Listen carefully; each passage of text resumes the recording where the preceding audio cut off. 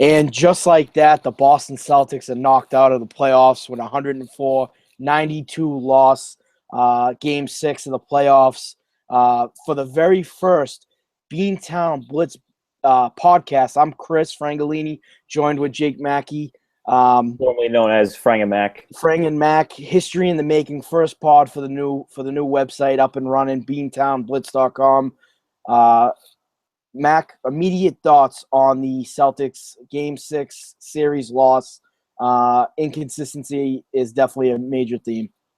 Well, yeah, if we're going to just talk about Game 6, I mean, what a letdown, right? I mean, we come out of Game 5, everyone's pretty PO'd about what happened. They get blown out in Atlanta. They can't hit any shots. They look like they just gave up after the second quarter when they had a 10-point lead on Atlanta, and then they couldn't step on their throats. They let that one slip away. They kind of pack it in the fourth quarter. Say, we'll get back to Boston where the crowd's going wild and we have all the energy. Atlanta can't handle the crowd. And they come out flat again.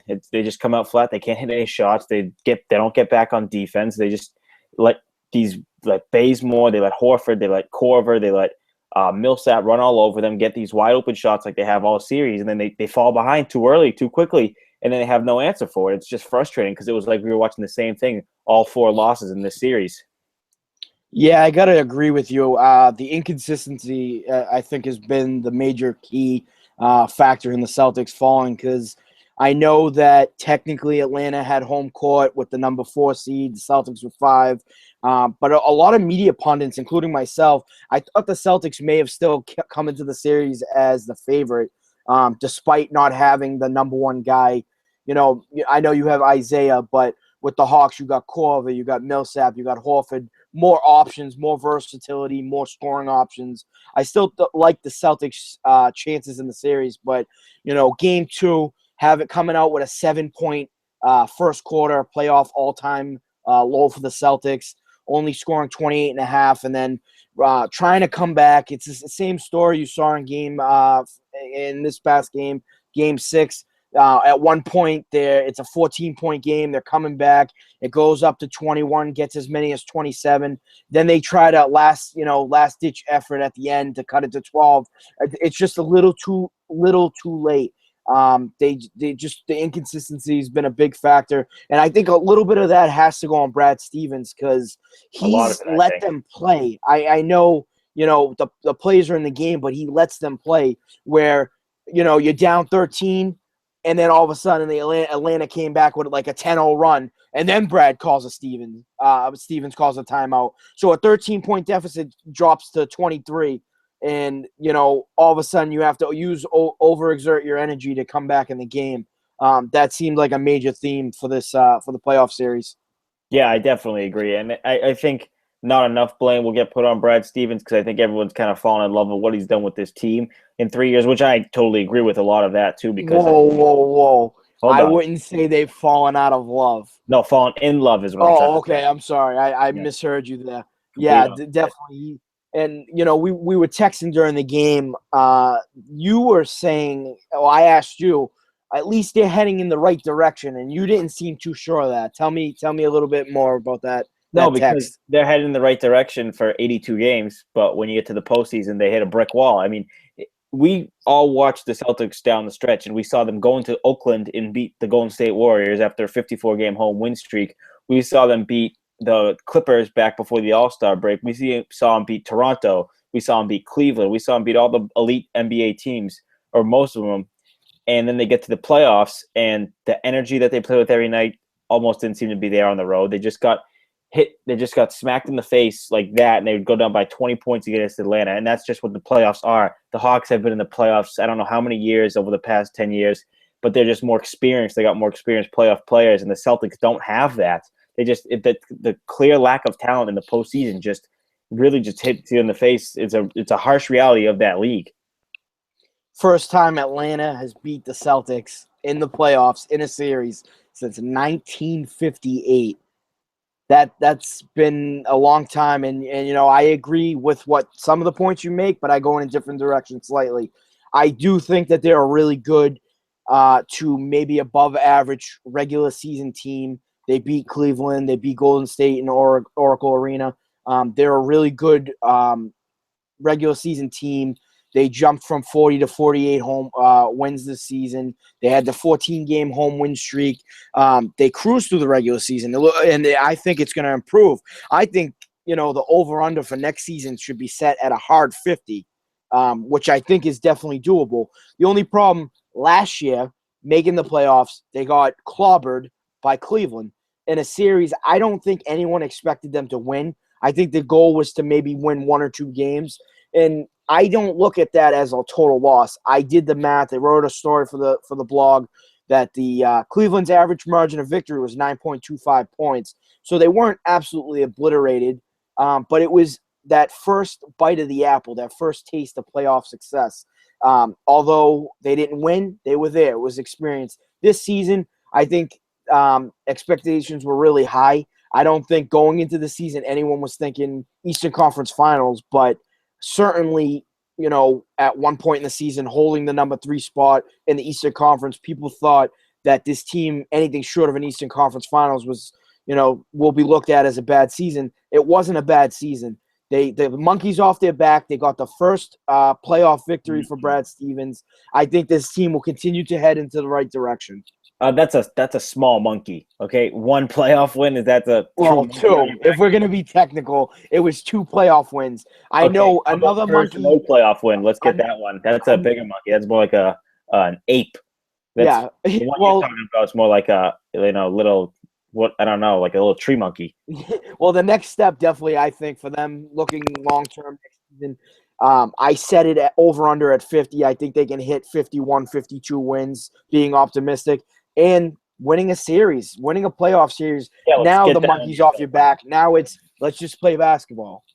Yeah, they gotta in order to really establish themselves, and I think really to take another leap is they need to win a playoff series. I think that's what I expected them to do that this year, and they didn't. They couldn't even win a do or die game at TD Garden in the playoffs. I mean. And I don't think the Atlanta Hawks were worlds better than the Celtics. They're a bad matchup for the Celtics, but I thought going into the series, I think it all starts with Paul Millsap and Al Horford.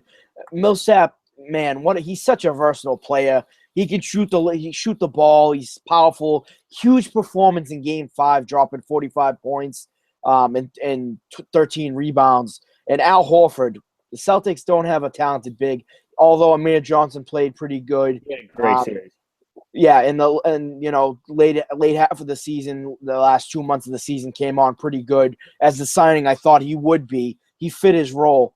But I do think that the Celtics are heading in the right direction. But listen, they did this all, look at it how you look. They lost their best defender in Game 1.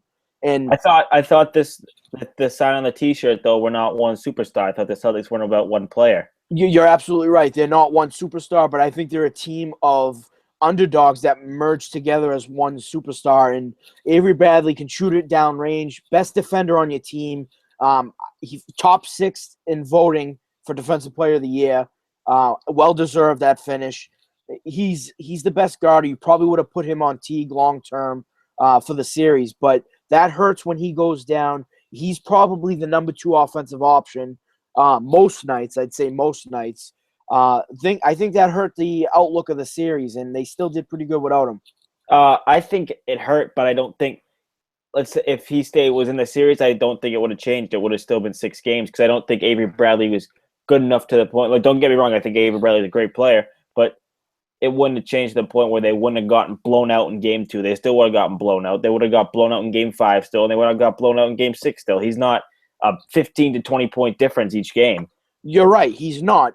But my argument is that regardless, I know he went down in Game 1. I think winning Game 1 would have changed the whole outlook of this entire series because they're down the whole game. They fight back. They end up losing 102-101. I think the final score was. They lost by 1 point. That trajectory for the whole series hurt them. They lost Avery Bradley and they lost Game 1. They fell down 2-0 and somehow still managed to get back 2-2.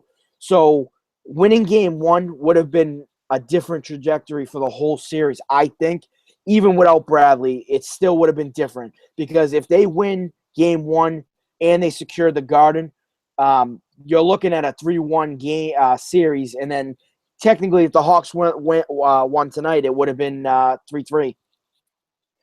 Yeah, I know. I get what you're saying, but I just don't think Avery Bradley would have really secured it that much. I know he went down in game one. Maybe they could have won game one, but they probably still would have lost game two. And then who knows? Maybe the Hawks have a little more urgency coming into the Garden. They steal one of those game three or game four that were very tightly contested games. Coulda, shoulda, woulda, but didn't. I know we look at next year differently, and we'll continue to follow in the offseason moves and project the roster. I know Evan Turner is a free agent in this summer. He's gone. Yeah, I know he's gone. Someone's going to give him a lot of money, but he's one of the guys that is on my Christmas list that I hope Danny Ainge retains. But regardless, free agents, do you think this playoff series, the result, helps or hurts long term for the Celtics? I think it may help Danny Ainge in the sense that Danny Ainge is going to – I think he's always pretty urgent to get new guys, but I think he's going to be a little more urgent to go get them. The only problem is the players – well, I mean, let's not beat around the bush here. We're talking about Kevin Durant. I mean, that's the one guy we all want to talk about, right? I think Al Horford is – I think, you put all your chips in the middle for Kevin Durant, but I think Al Horford is 1B. He's that next guy you look at. Did you see anything from Al Horford in the series that said that I want him to be the max guy?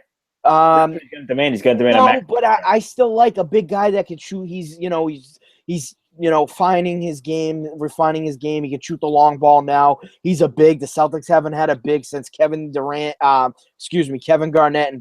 Kendrick Perkins. I think it would be it would be huge. Let's be honest. If you have Avery Bradley, Jay Crowder, and Isaiah, and then a big man down there that can lock down the paint. He was great coming up with blocks all series, and he could shoot the long ball. I think it would be great. I'm giving up on Kelly Olynyk. I'm not a huge Kelly Olynyk guy. Or James Zeller. I know Mike Gorham from Comcast Sportsnet loves Tyler Zeller. I'm not a huge Tyler Zeller guy. Amir Johnson, I think, would be still great as an option coming off the bench as a 4-5 center power forward. Now, this is what I would do. I mean, let's not forget an important night for the Celtics this offseason. I think it's May 18th, draft lottery night. If the Celtics can somehow get in a top 2 pick, which I think they have a good percentage of getting the top 3, and you can get a guy like Ben Simmons, a big, I think I'd take a big like that over Al Horford because you don't have to pay him as much, and then you can go out and try and get yourself an elite superstar, and then have 2 superstars in Isaiah, and I'm going to say Kevin Durant just because I like saying it. And then you have another young guy in the making that you don't have to pay as much money. The Celtics have really been hit or miss the past couple of years in the draft. I mean, you're looking at it. But they've drafted Fab Melo, who I thought would have been great coming out of Syracuse. Over Draymond. I don't even know where he is now. And then you got a guy like Marcus Smart, who is a good defender, needs to work on his consistent jump shot and his scoring, and some bonehead plays he makes that. Kind of just the fail of the game type stuff, mental aspects. I think he can still be great. Sullinger, another guy who's complete kind bust. of an in-between. I don't know if I would say bust, but he's definitely not. He's an undersized big, and he plays that, and he's big, and he's a big boy. Yeah, big's an understatement. And Ainge just talked about the weight problems, but that's another story for another day.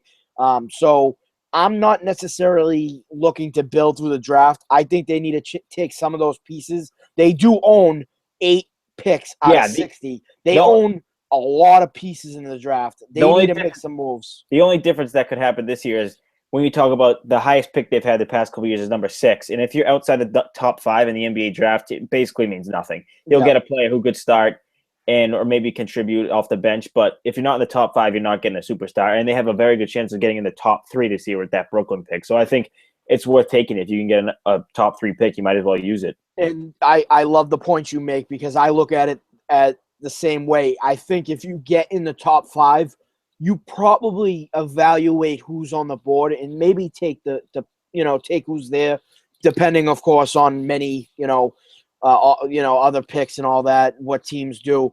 But if you find yourself, sometimes the balls don't bounce your way. If you end up with the 6 or later pick, I think you got to move out of there and maybe try to salvage something and maybe move to the mid to late first round. Again, they have eight draft picks. They're not going to draft 8 players because even the main Red Claws have, a roster limit. So they're not going to draft 8 players. No, but like I said, outside the top 5, who's really going to go and extend themselves to trade for a pick outside the top 5 in the NBA draft? It's just too tough. Well, a team like Brooklyn has like nothing. So, you'd be surprised what people are willing to get back, to make up for past mistakes with that Kevin Garnett Pierce deal. But you know what? I think we should wrap up. Again, Boston Celtics losing 6 games to Atlanta Hawks, first time since 1958. So not good, but Celtics are heading in the right direction. Be tuned for our podcast weekly, beantownblitz.wordpress. Follow us on Twitter. For Chris Frangolini, my boy Jake Mackey, it was fun. We'll be back soon. Yep.